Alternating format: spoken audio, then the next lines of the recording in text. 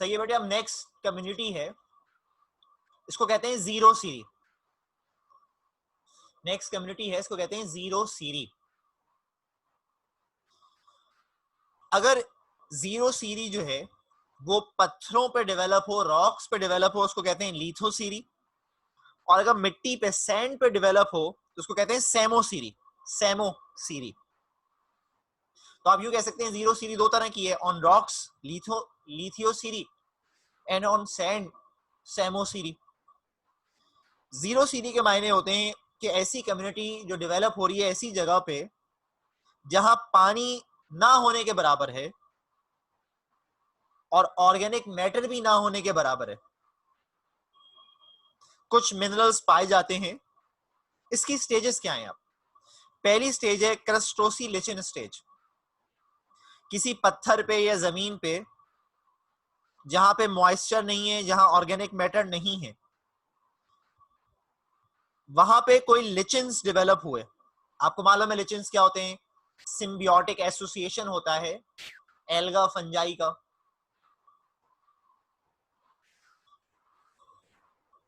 तो यहां पर इस जगह पे लिचिन्स पैदा हुए, तो ये पाइनियर्स कहलाए इस जगह के।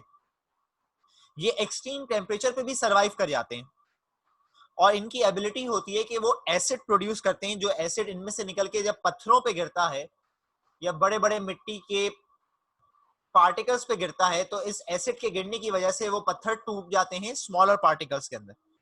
और जब पत्थर टूटते हैं स्मॉलर पार्टिकल्स के अंदर तो मिट्टी फॉर्म होती है, सॉइल फॉर्म होती है।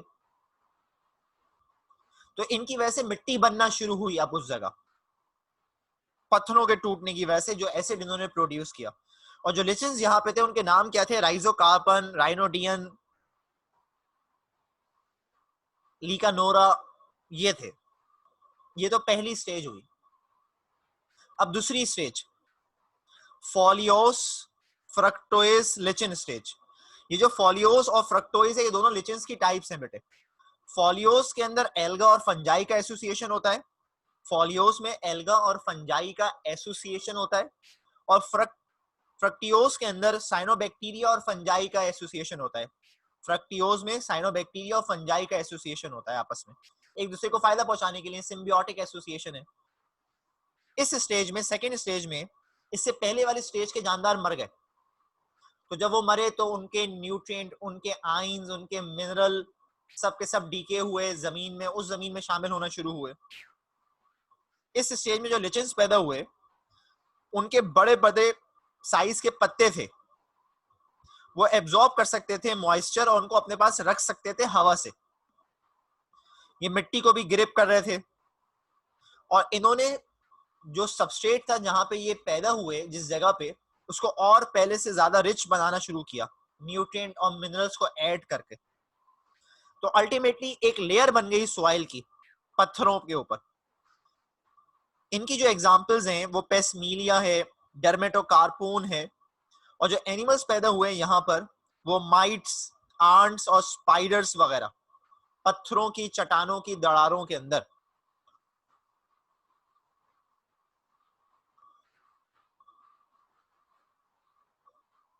अब नेक्स्ट स्टेज है मॉस स्टेज।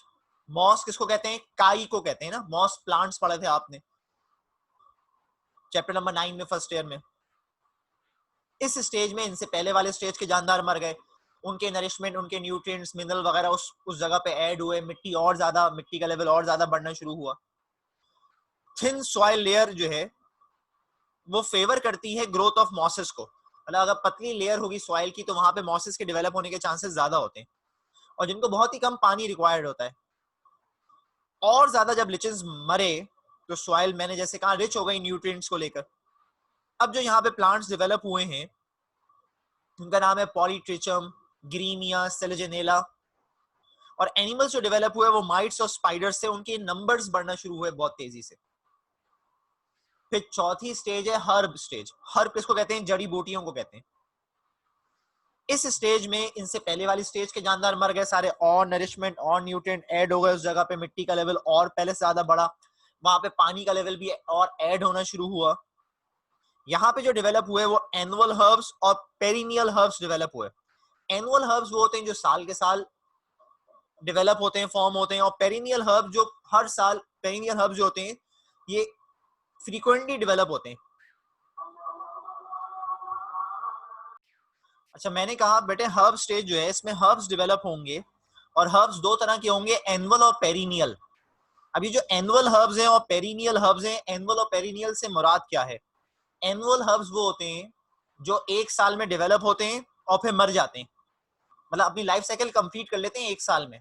और पेरिनियल उन प्लांट्स या उन हर्ब्स को कहते हैं जो कि हर साल डेवलप हो और फ्लावरिंग करें इन एवरी कंसेक्टिव ईयर्स, जो अपनी फ्लावरिंग करें, हर साल डेवलप हो जाए, फ्लावरिंग करें और मरे ना, उनको पेरिनियल कहते हैं। तो इस तरह के दो हर्ब्स पैदा होते हैं यहाँ पे, और सॉइल एक्युमुलेट हो रही होती है। और जो कंडीशन थी, ऐसी कंडीशन जिसमें पानी नहीं था, जब कम्युनिटीज ने डेवलप होना शुरू किया, अब वो जगह चेंज हो गई है, वहां पे पानी, मिनरल, न्यूट्रिएंट ऐड हो गए हैं, तो वहां पे रूटेड ग्रासेस डेवलप होना शुरू हो जाएंगी, घास डेवलप होना शुरू हो जाएगी। जैसे पोआ नाम है एक का नाम है एरिस्टीडा। और यहाँ पे जो एनिमल्स डेवलप होंगे वो नीमाटोड्स, इंसेक्ट्स, माइट्स, आंट्स वगैरह। अब छठी स्टेज है शर्ब स्टेज। शर्ब किसको कहते हैं? झाड़ियों को कहते हैं। इस स्टेज में इनसे पहले वाली स्टेज के जानदार मर जाएंगे सारे, और नरिशमेंट और न्यूट्रिएंट इस जगह पे ऐड हो जाएगा, और पानी इस जगह पे ऐड हो जाएगा, सॉइल पहले से ज्यादा रिच हो जाएगी, मॉइस्चर वहां ज्यादा होगा। जो शर्ब पैदा होंगे वो इस जगह पे, वो रस नाम है एक का नाम है फाइटोकार्पस।